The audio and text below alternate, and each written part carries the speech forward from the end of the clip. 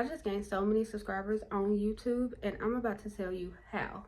The first thing I learned when it comes to YouTube is that you want to have a hook. You want to hook your audience in. My first thing that I said was, I gained so many subscribers, and that was my hook, right? That's what made y'all stop scrolling.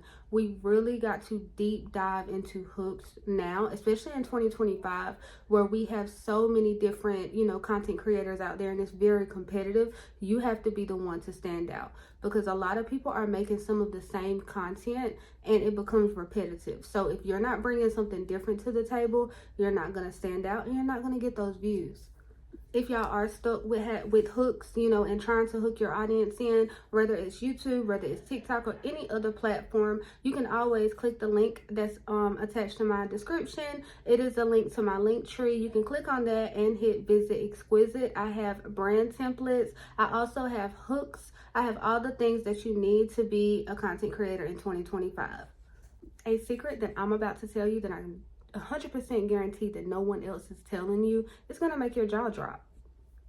After being on YouTube and researching and really deep diving on YouTube's algorithm and, seeing what it did like and seeing what it didn't like, it has helped me tremendously. One thing that I want to share with y'all, and y'all are going to be like, oh my gosh, like this is so simple. Why didn't I think of this? When you have your hook at the beginning of your video, you already have your title. I'm going to pause and let that sink in. When you have your hook at the beginning of your video, that is your title. No one's telling you that because they don't want you to know. I'm not going to gatekeep.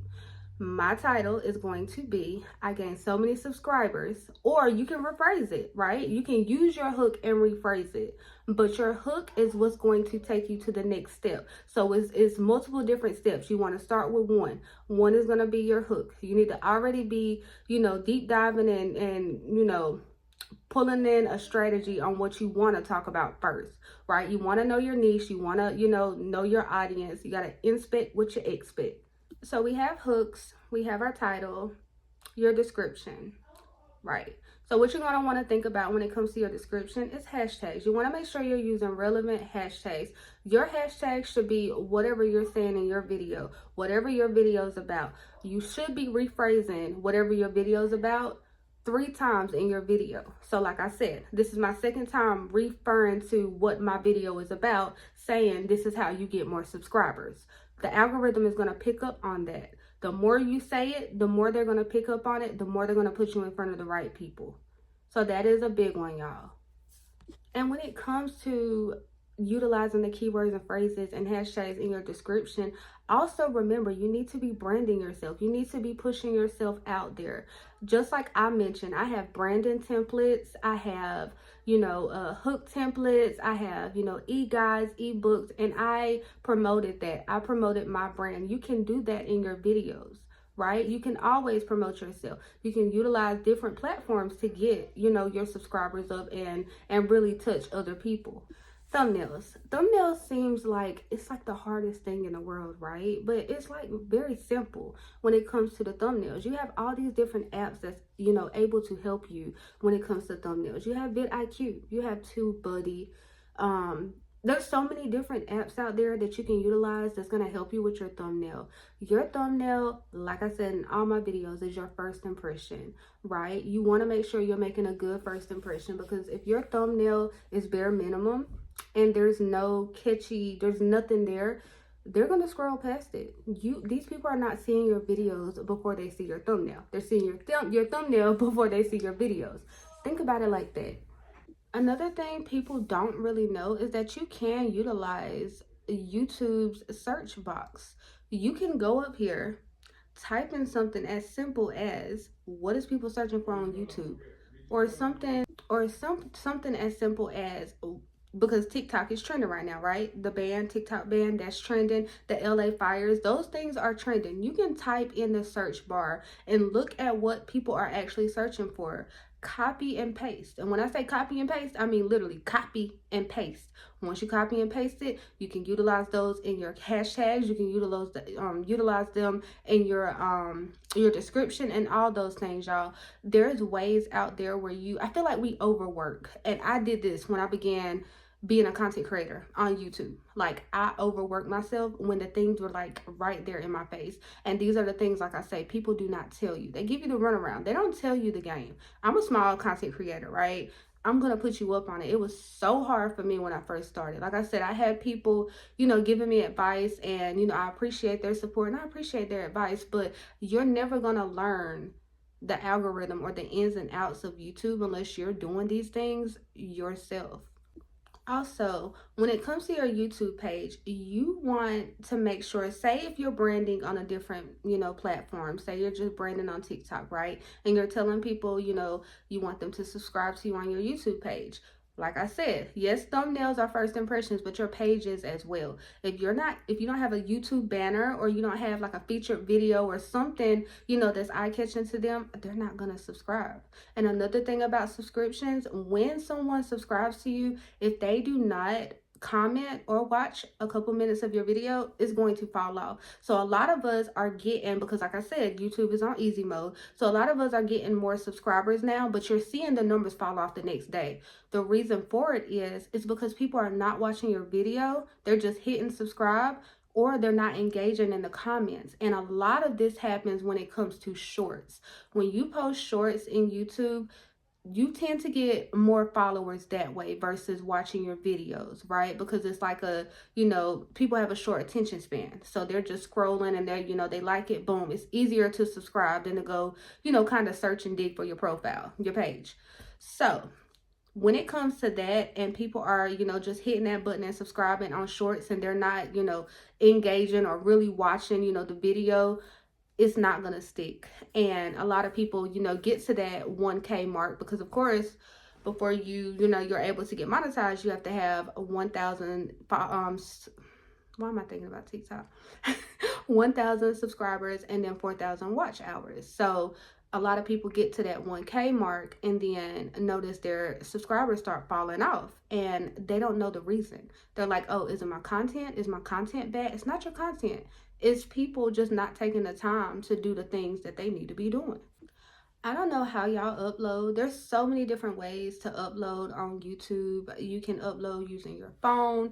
You can upload using, your laptop, or, your tablet, browser, whatever, app method. There's so many different ways you can upload. I would recommend definitely uploading through the browser, or like using the browser through your laptop or your phone, or your tablet, but just use the browser. The reason for it is because there's so many different features when you're about to, upload your blog at the end, that a lot of people don't see, that's doing them a disservice. So how you're seeing people, content creators, and their description is, always long. They have their links in there. They're utilizing all the things they're supposed to be using. That's on auto mode. I have mine like that. So people think it takes forever when it comes time to upload a vlog and doing all these things. And a lot of people just simply don't know. When you can auto approve your description, that it pops up on every vlog. That saves time when you're editing and uploading. That is something that I use faithfully. There's also different methods, such as tags. You can add tags. Your tags can literally be the same thing as your description. I want y'all to comment below. Let me know if y'all know about any of this, or if this is your first time hearing it. Because if not, I need to make a part 2 and show y'all how to do these things. Because what we're not going to do is tell you but not show you. So let me know. Comment and let me know. Also, if y'all don't know what I just did, that is called a call of action. So you pause in the middle of your videos and engage with your audience. So I was doing all that talking, but you get people's attention when you pause and you ask, them to do something. So they're like, okay, let me go ahead and comment. That is a form of a call of action. All right, so let's get back on track, because my ADHD will have y'all all over the place. When it comes to upload, why was I about to say checking out? Like we're about to check out groceries or something.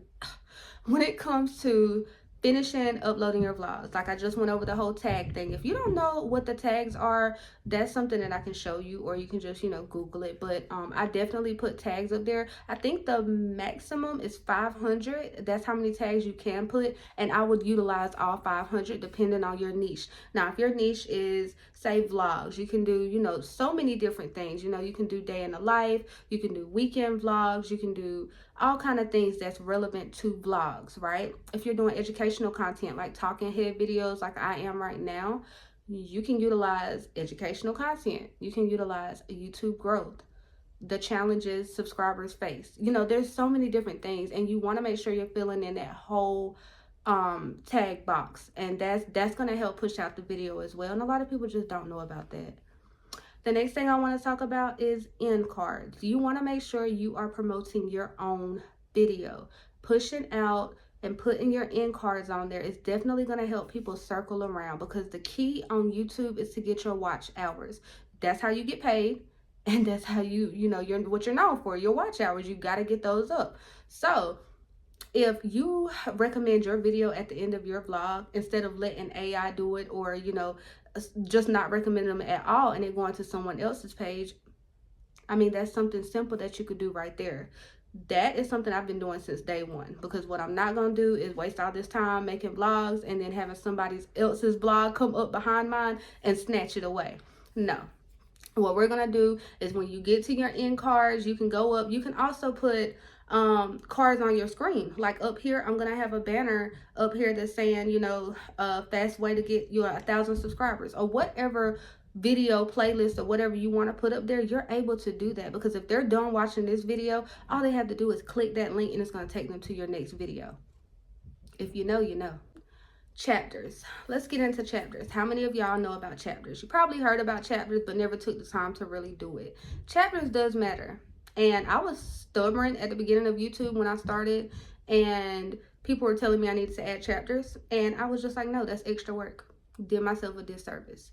Chapters help, and the reason for it is, if people are wanting to skip to a particular part of your video, they're able to go down in your description. And if y'all don't know how to add chapters, let me know in the comments below and I will show y'all.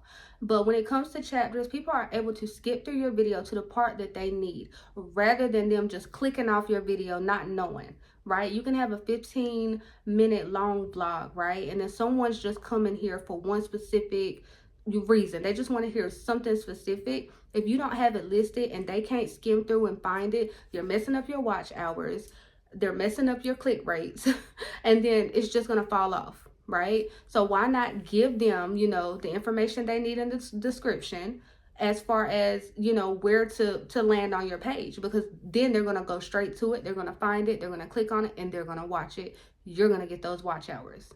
If I'm right, I'm right. If I'm wrong, I'm wrong. But it has helped me.